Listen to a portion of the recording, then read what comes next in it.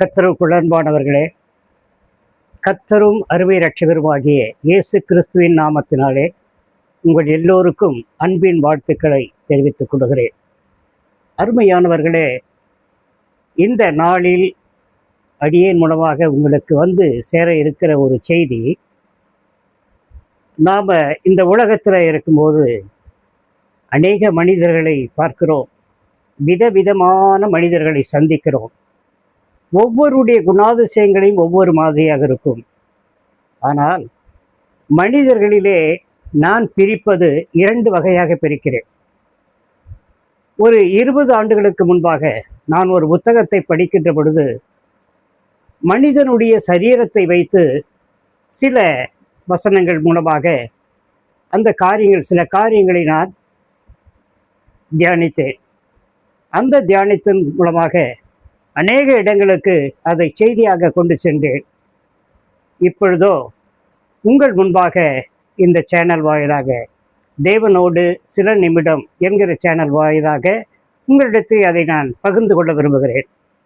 அருமையானவர்களே, இந்த உலகத்தில் எத்தனை விதமான மனிதர்கள், என்ன ஜாதி, மொழி, இனம், மதம் என்று இருந்தாலும் கூட எல்லா மனிதர்களுக்கும் இருக்கக்கூடிய ஒரு காரியம் என்னவென்று சொன்னால், 2 விதமான மனிதர்கள் தான். எப்படி 2 விதமான மனிதர்கள் என்று சொன்னால், ஒருவன் மாம்சத்துக்குரியவன், பின்மாற்றத்தில் போனவன். மாம்சத்திலும் இருப்பான், அவன் பின்மாற்றத்தில் போனவனாகவும் இருப்பான். இப்படி ஒரு வகையான மனிதர்கள். அதற்கடுத்து பார்த்தீங்கன்னா ஆவிக்குரிய பரிசுத்தவான்கள்.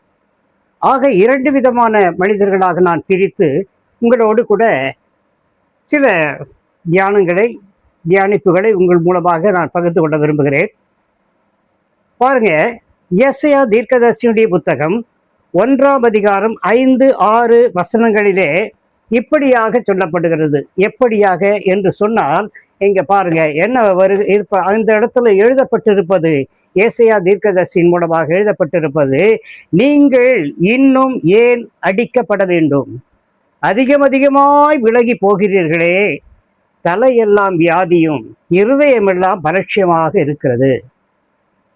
ஏசாயா 1:5, 6 இந்த வசனங்களிலே சொல்லப்படுவது, இன்னும் நீங்கள் ஏன் அடிக்கப்பட வேண்டும், அதிகமாய் விலகி போகிறீர்களே, தலையெல்லாம் வியாதியும் இருதயமெல்லாம் பலட்சியமாய் இருக்கிறது. அடுத்து, உள்ளங்கால் தொடங்கி உச்சந்தலை மட்டும் அதிலே சுகமே இல்லை, அது காயமும் வீக்கமும் நொதிக்கிற ரணவுமாய் இருக்கிறது, அது பிதுக்கப்படாமலும் கட்டப்படாமலும் எண்ணெயினால் ஆற்றப்படாமலும் இருக்கிறது. அருமையானவர்களே, ஒரு மனிதன், சாதாரண மனிதன், இயேசுவை அறியாத மனிதனுக்கு அவனுக்கு எப்படி இருக்கும் என்று சொன்னால், அவனுடைய இருதயமெல்லாம் பலட்சியமாக இருக்கிறது. அவனுக்கு மட்டும்தானா என்று சொன்னால், தேவனை அறிந்து பின்மாற்றத்திலே அவன் விலகி போனால், தேவனை விட்டு விலகி போனால், அப்படிப்பட்ட மனிதனுக்கும் இந்த வியாதி இருக்கும். எப்படிப்பட்ட வியாதி? தலையெல்லாம் வியாதி.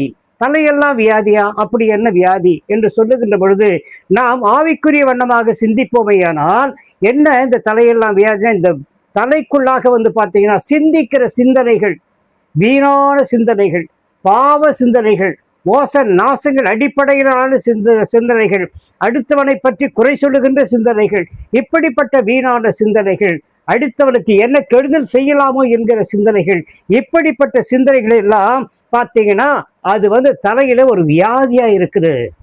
நம்ம என்னெல்லாம் நம்ம தவறா நினைக்கிறோமோ அதெல்லாம் நமக்கு வியாதியா இருக்குது. இருதயமெல்லாம் பலட்சியமாக இருக்கிறது. ஒவ்வொருடைய இருதயம், யாரு? பின்வாங்கி போனவனுடைய இருதயம், சாதாரண மனுஷன், ஆண்டவரை ஏற்றுக்கொள்ளாத மனுஷனுடைய இருதயம், இது பலட்சியமாக இருக்கிறது. இந்த பலட்சியம் என்று சொன்னால் என்ன என்று சொன்னால், நம்ம பார்க்கிறோம், இந்த இருதய பலட்சியம் என்பது heart failure, acute left ventricle failure. இது பார்த்தீங்கன்னா என்னுடைய வாழ்க்கையிலும் கூட ஒரு 10 ஆண்டுகளுக்கு முன்பாக நடந்தது. அப்பொழுது ஆல்மோஸ்ட் டெட் என்ற முறையிலே நான் விழுந்து போய்விட்டேன். அந்த நேரத்திலே தேவனுடைய கிருபையால் மீண்டும் நான் உயிர்ப்பிக்கப்பட்டேன். ஒரு பெரிய ஒரு அற்புதம் அங்கே நிகழ்ந்தது. என்ன நிகழ்ந்தது? நான் தேவனை அறிந்து கொண்டவனாய் இருக்கிறபடியினாலே, தேவனையே நம்பி இருந்தபடியினாலே, தேவன் எனக்கு ஜீவனை கொடுத்தார். டாக்டர்கள் சொன்னார்கள், உனக்கு அந்த ஹார்ட் பீட்டிங் 34% வந்தது, இது கொஞ்சம் கூட இம்ப்ரூவ் ஆகாது, any time you will tie அப்படின்னாங்க. பட் என்ன நேர்ந்தது, வித்தின் 3 months அது இம்ப்ரூவ் ஆகாதுன்னாங்க. ஆனா என்ன நடந்தது அப்படின்னு சொன்னா 3 மாதம் கழித்து அந்த ஸ்கிரீன் எக்கோ டெஸ்ட் எடுக்கின்ற பொழுது 53% உயர்ந்தது. அருமையானவர்களே, இது யாருக்கு ஏற்படும் கேட்டா, ஆண்டவரை நம்புகிறவர்களுக்கு, பின்மாற்றத்தில் போனாலும் நிறுவனம் மீண்டுமாக திரும்பி வந்து ஆண்டவரிடத்தை சரணடைந்து நம்முடைய பாவ அறிக்கை செய்து மீண்டும் மனம் திரும்புதலுக்கேற்ற கனியை கொடுக்கின்ற பொழுது இப்படிப்பட்டதான ஒரு அற்புதம் ஒரு மனுஷனுடைய வாழ்க்கையிலே நடக்கும். ஆனால் அப்படி நடக்க மாட்டோம் என்று சொல்லி, நான் இப்படியெல்லாம் வரமாட்டேன் என்று சொல்லி இருந்தால் அந்த மனுஷனுடைய வாழ்க்கை எப்படி இருக்கும்னு சொன்னா, அவன் தலை பலட்சியமா இதுவா இருக்கும். பார்த்தீங்கன்னா தலை முழுதும் வியாதியா இருக்கும், இருதயம்லாம் பலட்சியமா இருக்கும். என்ன ஆகுமா, அந்த ஒரு டாக்டர் சொன்னார் எனக்கு, அப்போலோ டாக்டர் சொன்னாரு. என்ன சொன்னார்னா, இந்த இருதயம் அந்த லெஃப்ட் வென்ட்ரிக்கல் ஃபெயிலியர் ஆச்சு, அது பார்த்தீங்கன்னா நீங்க இனிமே அப்படி இப்படி படுக்க முடியாது, நேராக தான் படுக்கணும். ஏன்னு கேட்டா அந்த லெஃப்ட் வென்ட்ரிக்கல் அந்த இது பார்த்தா ஹார்ட் ஒட்டிக்கும். ஒட்டிக்குன்னா உங்களுக்கு பிரீத்திங் இதாகிடும், மறுபடியும் எங்களுக்கு ஹார்ட் ஃபெயிலியர் வரதுக்கு வாய்ப்புன்னு 10 வருஷம் ஆச்சு எனக்கு அன்பானவர்களே. இன்றைக்கு பார்த்தீங்கன்னா தேவனோடு நான் இருப்பதனாலே எனக்கு அந்த பரீட்சத்திலிருந்து விடுதலை கிடைத்தது. ஆனால் தேவனை விட்டு விலகி போறவர்களுக்கு இந்த ஒரு ஸ்லாக்கியம் கிடைக்குமா? நாம் சிந்தித்து பார்க்க வேண்டும், இதைத்தான் தியானிக்க வேண்டும். அருமையானவர்களே, உள்ளங்கால் தொடங்கி உச்சந்தலை மட்டும் அதிலே சுகமே இல்லை. ஒருவன் தேவனை விட்டு விலகி போனால், தேவனிடத்தை வந்து சேராவிட்டால், அவன் இயேசுவை ஏற்றுக்கொள்ளாவிட்டால், அவன் உள்ளங்கால் தொடங்கி உச்சன் தலை மட்டும் அவனுக்கு சுகமே இல்லை. அது காயமும் வீக்கமும் நொதிக்கிற ரணமுமாயிருக்கிறது. அது சீழ் பிதுக்கப்படாமலும் கட்டப்படாமலும் எண்ணெயினால் ஆற்றப்படாமலும் இருக்கிறது.